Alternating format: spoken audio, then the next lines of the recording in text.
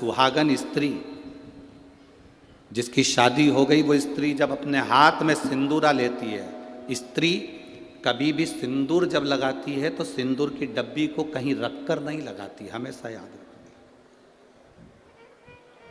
जिस नारी सिंदूरे को नीचे रख दिया या सिंदूरे को अलमारी पर रख दिया या सिंदूरे को टेबल पर रख दिया और उसमें से लेके सिंदूर लगा रही है, तो वो नारी, हाँ एक जगह पर सिंदूरा रखा जा सकता है, जब आप सुहागल कर रहे हो, कोई पूजन कर रहे हो, तो आप देवी जी को, गणेश जी को जो सिंदूर चढ़ा रहे हो वो चढ़ा हुआ जमीन पर भी रखा हुआ मांग में धर सकते हो। पर जब आप स्वयं 16 श्रृंगार कर रहे हो, उस जगह पर सिंदूरा जमीन पर नहीं रखा जाता। सिंदूरा जमीन पर रखा हो और नारी मांग का सिंदूर भरती हो तो पति को रोग ग्रसित करता ही है, पति रोगीला होता ही है, ये निश्चित है।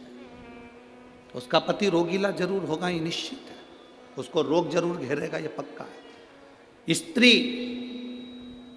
जब सिंदूरा में, यहां तक शास्त्र प्रमाण देता है कि एक दुल्हन पहली बार जब मांग भरती है और पति उसकी मांग भरता है, तो पति के भी हाथ में सिंदूरा पकड़ाया जाता है और पति अपने हाथ से उस मांग को भरता है।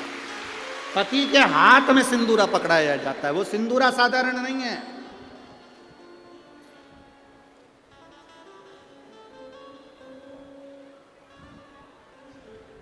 आप में से कोई ऐसी आलसन हो सकती हैं, कोई ना कोई ऐसे आलसी हो सकते हैं कि ड्रॉज खोली, उसमें रखा था, उसी में से निकाल के और भर ली और उसी में रख दिया। ऐसी कहीं कहीं की